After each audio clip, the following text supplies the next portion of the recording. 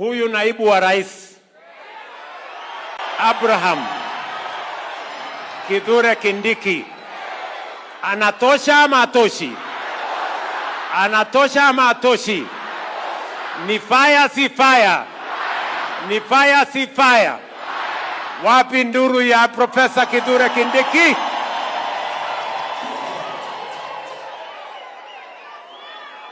Unajua, mimi wakati mmoja, tafadhali tuketi, mimi wakati mmoja nilikuwa deputy wa Rais Uhuru Kenyatta.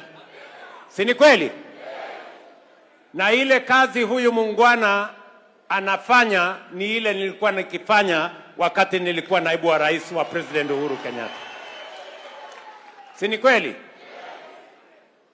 Mimi nimefurahi sana kwamba leo niko na msaidizi, principal assistant, ambaye anaelewa kazi yake. Si ndio? Mimi niwaulize, kama ilikuwa ule jamaa mwingine,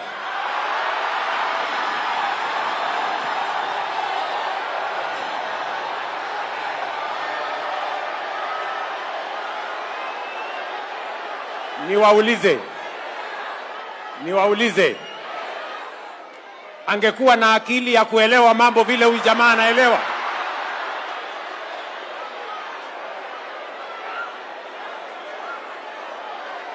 Profesa Kindiki ni fire si fire bwana?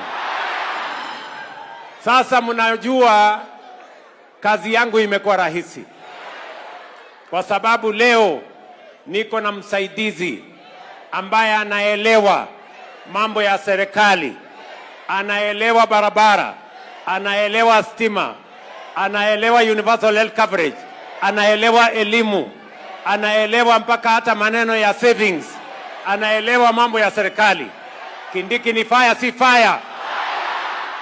Si ndio bwana? Sasa tunagawana kazi, si ndio? Na mimi nimefurahi sana yale mambo yote naibu wetu wa rais na deputy party leader wetu wa UDA amesema hapa.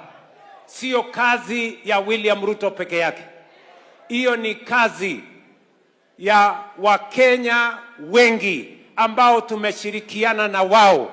Ni kazi ambayo inahusu wanachama wote wa chama ya UDA.